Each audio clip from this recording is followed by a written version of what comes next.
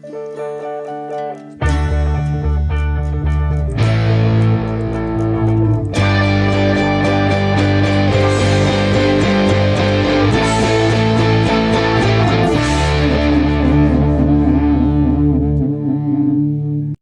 bienvenue dans ma boutique. Aujourd'hui j'ai envie de vous parler de quelqu'un de cool. Si je vous dis Nirvana, les Foo Fighters, Queens of the Stone Age et Them Crockvelters, vous me dites... Oui bon, c'est pas très dur vu que c'est écrit dans le titre, mais aujourd'hui les amis, on va s'intéresser à un musicien avec une carrière de fou, on va parler du Jésus du rock, on va parler de Dave Grohl. Ce bonhomme-là, c'est un musicien multi-instrumentaliste qui a pris part à de nombreux projets vraiment cool. Et quand je dis cool, c'est cool.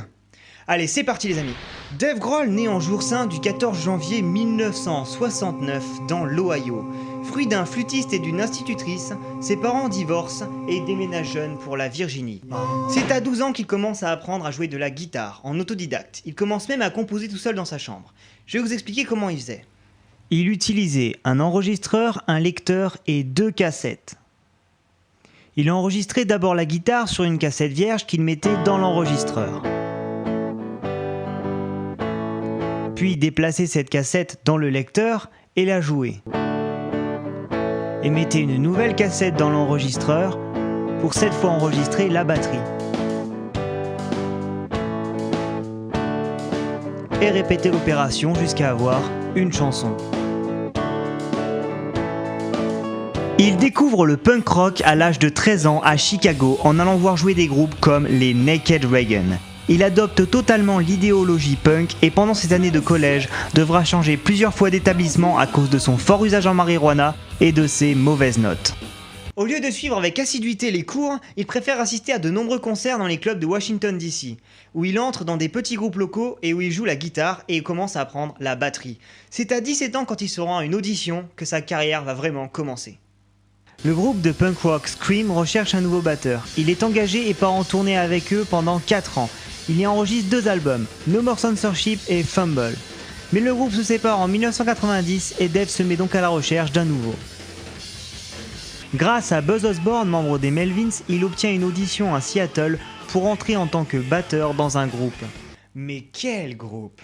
Nirvana, déjà composé de Chris Novoselic à la basse et de Kurt Cobain à la guitare et au chant, Dave les rejoint à la batterie pour créer le trio infernal du grunge.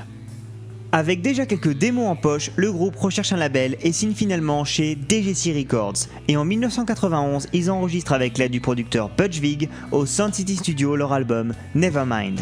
L'album est une véritable bombe atomique. Le groupe, en fusionnant les scènes du punk, du metal et du rock alternatif, permet l'apparition d'un nouveau genre musical, le grunge. Nirvana devient ainsi le groupe le plus connu des années 90 et le mouvement qu'ils ont lancé est lui considéré comme une véritable révolution dans le monde du rock. Mais au milieu de cette explosion de succès, alors qu'il a arrêté la drogue, Dave enregistre secrètement sous le pseudonyme de Late en 1992 une cassette, Pocket Watch. Kurt découvre que Dave compose tout seul et décide alors de travailler dessus avec lui. Elle investit plus dans la composition du second album de Nirvana, In Utero. Ressort de cette collaboration en 1993 un second album moins retentissant mais de très bonne qualité, avec en prime en face B du single principal Earth Chart Box une musique de Dave, Marigold. Et dans le même temps, Pat Smear, l'ancien guitariste du groupe de punk The Germs, les rejoint. Pendant leur tournée de 1994 en Europe, le groupe décide d'enregistrer de nouvelles démos, mais pendant les sessions d'enregistrement, Kurt Cobain est absent. Le 8 avril 1994, Kurt Cobain est retrouvé mort chez lui. Suite à la perte de son ami, Dave plonge dans la dépression. Il se demande même s'il ne va pas arrêter la musique, mais se reprend finalement et pense à la possibilité de jouer pour d'autres groupes. Approché par des groupes comme Tom Petty and the Heartbreakers ou Pearl Jam, il finit par refuser leurs offres et lance son projet solo. Il enregistre son premier album seul en jouant tous les instruments et en regardant une émission sur les ovnis, il trouve le nom de son projet, les Foo Fighters. Il signe chez Capitol Records et se met à engager des membres pour son groupe. Chris Novoselic refuse, tandis que Pat Smear, le guitariste de scène de Nirvana, ainsi que Nate Mendel à la basse et William Goldsmith à la batterie, le rejoignent. Il se réserve alors la place de guitariste et de chanteur. En juillet 1995, le groupe sort son premier album, Foo Fighters. À cette époque, le souci principal de Dave est de sortir de l'ombre de Nirvana. Et bien que la comparaison soit inévitable chez les critiques et dans les bacs, l'album est bien reçu. Après leur tournée d'1 an, le groupe commence à travailler sur le second album. mais des tensions se créent entre Dave et William Goldsmith, le batteur qui quitte finalement le groupe après que Grohl ait décidé d'enregistrer la batterie lui-même. Non, plus. C'est pas comme ça. Attends, je vais le faire. L'album The Color and the Shape sort finalement en 1997. Avec ce CD, le groupe se constitue petit à petit une véritable identité. Il est très bien reçu et contient de nombreux hits et aujourd'hui classiques tels que Everlong, My Hero et Monkey Ranch. Afin de pouvoir tourner, Dave engage un nouveau batteur, ancien membre de Alanis Morissette, Taylor Hawkins. Au même moment, Pat Smear veut prendre des vacances et donc engager un nouveau guitariste, Chris Shiflett. Après 2 ans de tournée, Dave Grohl retourne chez lui en Virginie où il construit un studio d'enregistrement, le Studio 606. Le groupe se met au travail et en 1999 sort le 3e album des Foo Fighters, There Is Nothing Left to Lose, où l'on retrouve des titres comme Breakout, Learn to Fly ou Stacked Actors. Après ça, les Foo Fighters retournent en studio pour enregistrer leur 4e album, One by One, mais l'enregistrement s'embourbe et le groupe décide de faire une pause. Dave en profite alors pour rejoindre en 2002 le groupe de stoner rock Queens of the Stone Age à la batterie et participe à l'enregistrement de l'album Song for the Deaf pour finalement partir en tournée avec eux. Mais au milieu de la tournée de Queens of the Stone Age, il retourne en studio pour continuer l'enregistrement de One by One. L'album sort finalement le 22 octobre 2002. Dave quitte Queens of the Stone Age et entame une nouvelle tournée avec les Foo Fighters. Avec des titres comme All My Life, Low, Time Like This et Come Back, l'album est considéré alors comme l'album le plus hard et le plus noir des Foo Fighters. Il est très bien reçu et vendu à plus de 2 millions d'exemplaires. Le single principal, All My Life, atteint la tête du Billboard Modern Rock Charts. Et peu après, le single No One Knows de Queens of the Stone Age, sur lequel Dave joue la batterie, atteint aussi la tête du classement. En 2004, au milieu de la tournée des Foo Fighters, Dave finalise son projet de longue date, un album de métal avec la collaboration d'artistes comme Lemmy de Motorhead ou Conrad Lanes de Venom. L'album Probot sort le 10 février 2004. Mais après 2 ans de tournée, les Foo Fighters veulent enregistrer un album plus acoustique. Mais ne pouvant pas se résigner à faire un album sans musique bien overdrivée, ils décident de faire un album à 2 CD. Un CD acoustique et un CD plus puissant. Après avoir déplacé le Studio 606 en Californie, l'enregistrement débute. Comptant la collaboration d'artistes comme John Paul Jones, Josh Homme ou encore Norah Jones, l'album In Your Honor sort en 2005. Avec des titres épiques comme Best of You ou No Way Back et des titres acoustiques comme Cold Day in the Sun où le batteur Taylor Hawkins passe au chant, le groupe incorpore pour la première fois des instruments plus acoustiques. Pour l'enregistrement de l'album et certaines représentations, le groupe s'agrandit avec de nouveaux membres, une violoncelliste, un claviériste et même un joueur de triangle.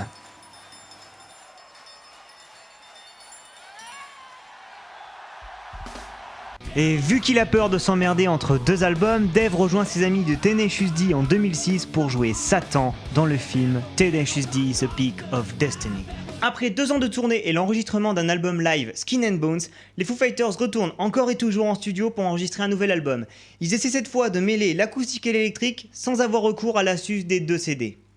Ressort de cette session en 2007 un album appelé Echo, Silence, Passions and Grace, qui arrive à mélanger des parties harmoniques aux côtés électriques des Foo Fighters, avec des singles comme The Pretender, Let It Die ou encore Long Road to Ruin, qui se classe en tête des classements. Le groupe devient une référence indiscutable du rock alternatif. En 2009, les Foo Fighters sortent 2 nouveaux singles, Wheels et World Forward, dans une compilation de leurs singles que le groupe a été forcé de sortir par leur label.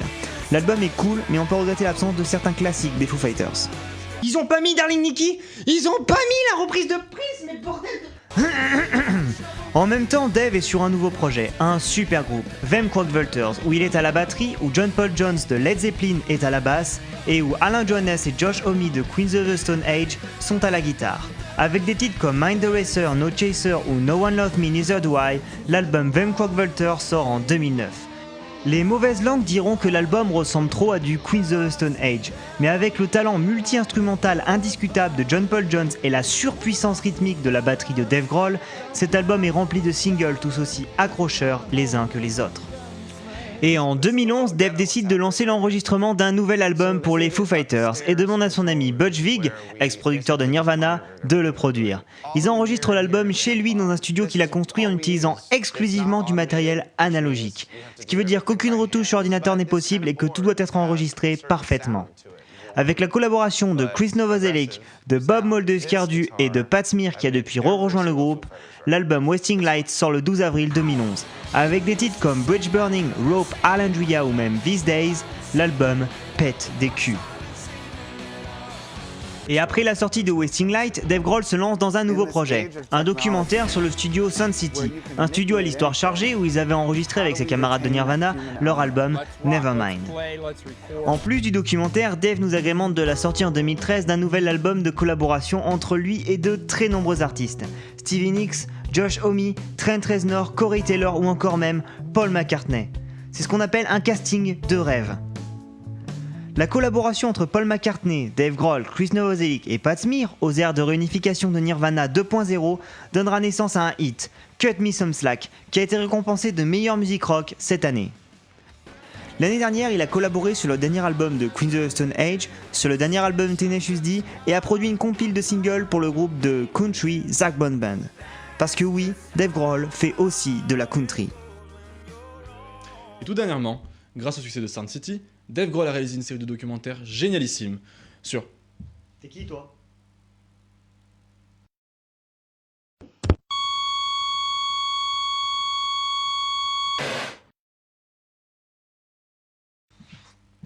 Génialissime donc, sur l'enregistrement de leur album dans 8 villes et studios différents des États-Unis. Diffusé sur HBO, le documentaire retrace le destin et l'impact musical de chaque ville américaine. L'album Sonic Highways, qui compte les efforts de très nombreux artistes et dont chaque piste est liée à une ville et à un épisode de la série, est sorti le 10 novembre 2014. Avec des singles comme Something From Nothing, The Feast and the Famine ou encore Outside, l'album est de très bonne qualité.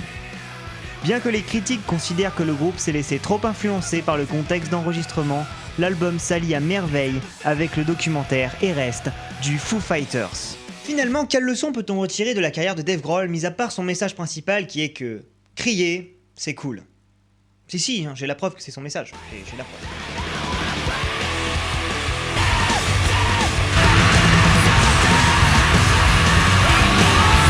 Mais Dave Grohl, ce n'est pas que des hurlements. Dave Grohl, c'est un artiste complet et passionné par la musique qui a su se réinventer un grand nombre de fois. Abandonnant tout à l'âge de 17 ans pour partir sillonner les États-Unis dans un van avec un groupe de punk, puis membre du mouvement grunge de Nirvana, il a su se démarquer de l'ombre du groupe après sa dissolution et a su se créer sa propre identité. Il compte à son actif un très grand nombre de collaborations dont je n'ai cité qu'une infime partie.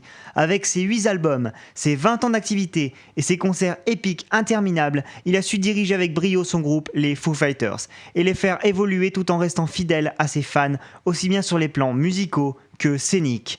Devenant un artiste de référence du rock alternatif, il a prouvé qu'il était un très bon musicien, mais aussi un réalisateur et un producteur à succès avec ses documentaires Sun City et Sonic Highway. Non vraiment, c'est le prophète du rock bordel. En plus il a les cheveux longs et il est barbu. Qu'est-ce qu'il vous faut de plus ? J'espère que j'ai réussi à vous convaincre de la génialitude de Dave Grohl et que cet épisode vous aura plu. Si c'est le cas, vous pouvez le partager avec vos amis ou me rejoindre sur la page Facebook du Disquaire. Sur ce, je vous dis à la prochaine.